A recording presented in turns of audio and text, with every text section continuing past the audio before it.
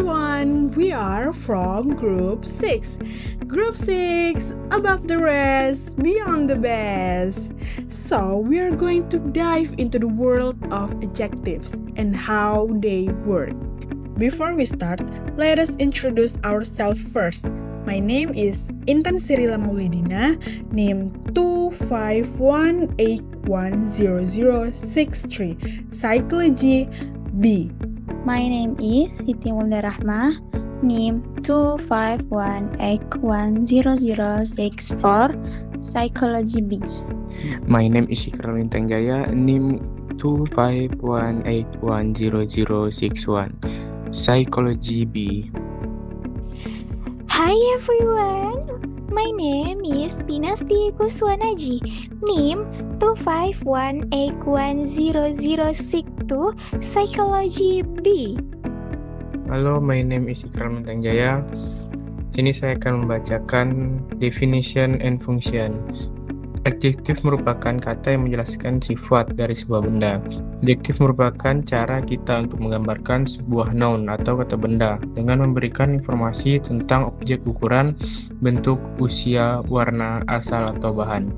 Contoh dari sifat suatu benda yaitu pahit, manis, asam, besar, kecil, berbentuk bulat, dingin, dan yang lainnya. Type of adjective. Adjektif dapat digunakan untuk membandingkan kualitas serupa dari subjek berbeda yang melakukan tindakan yang sama. Berdasarkan derajat perbandingannya, adjektif terbagi menjadi 3 macam, misalnya 1. Komparatif adjektif, 2. Positif adjektif, dan 3. Superlatif adjektif. Hello, my name is Teresia Intan. Jadi saya akan menjelaskan komparatif adjektif.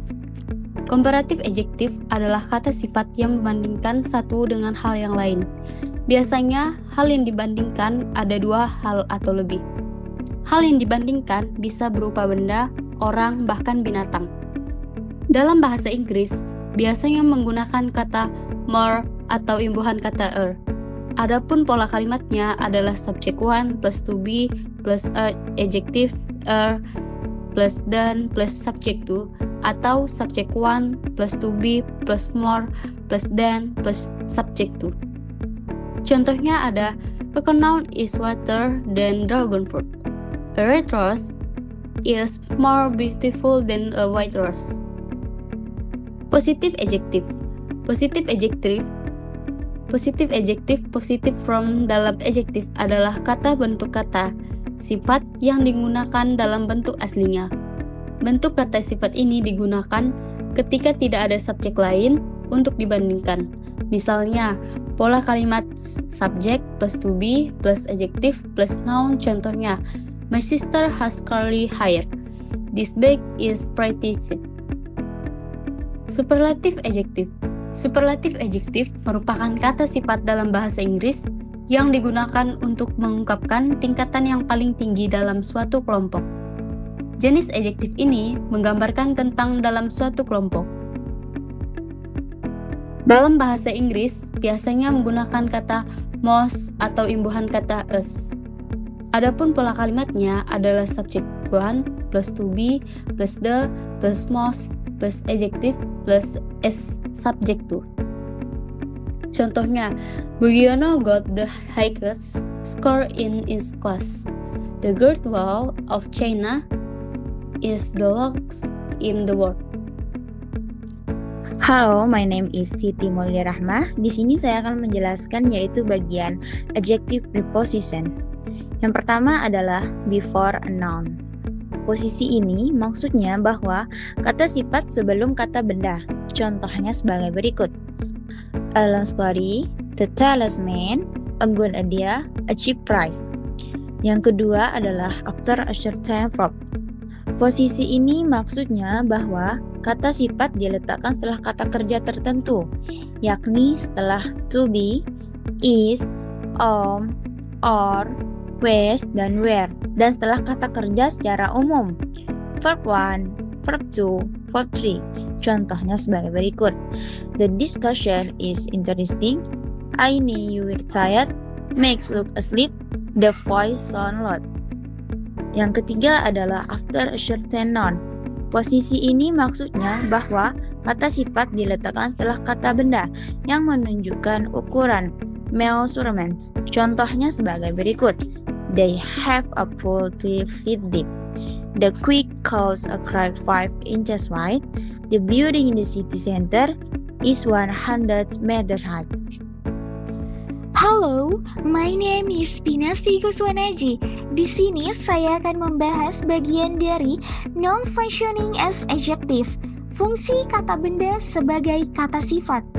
Penjelasannya di sini sangat spesifik, yang dimana dari fungsi ini, kata benda dapat diartikan secara maknawi sebagai kata sifat dari kata benda yang diikutinya. Kata benda pertama berkedudukan sebagai kata sifat yang menerangkan kata benda selanjutnya.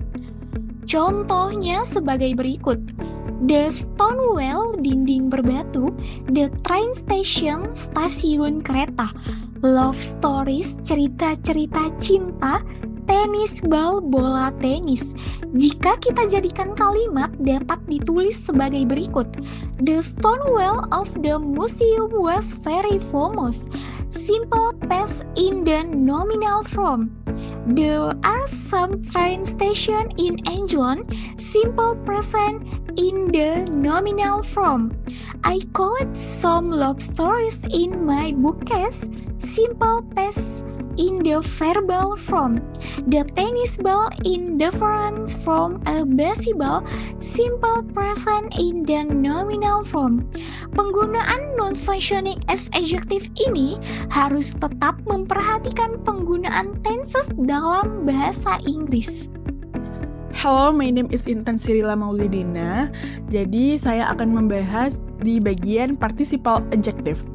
Participle adjective is a major subclass of adjective. Dengan kata lain, participle adjective merupakan suatu bentuk adjektif atau kata sifat yang dibentuk dari sebuah kata dengan berakhiran ing atau id dari sebuah kata kerja. Contohnya, kata kerja annoy yang artinya mengganggu atau menjengkelkan dapat menjadi kata sifat ketika mendapatkan akhiran ing or ed, menjadi annoying or annoyed, seperti amusing, annoying, embarrassing, dan lain sebagainya. Atau kata dengan akhiran ed seperti damage, shock, bored, dan lain-lain. Kumpulan kata tersebut merupakan participle adjective. For example, participle adjective using suffix ing after the verb. Some annoying people didn't realize their attitude. A confusing man looks without guidance. You have to stop this embarrassing muddle. Participle adjective using suffix ed after the verb. I am interested in collaborative research. You are a talented girl. He was shocked by this news. And that's the wrap. Remember, a world without adjective is just a world, but with adjective, it's a beautiful, exciting, and extraordinary world. Thanks for watching our journey through the concept of adjective. Group 6, above the rest, above beyond the best. beyond the best. Peace.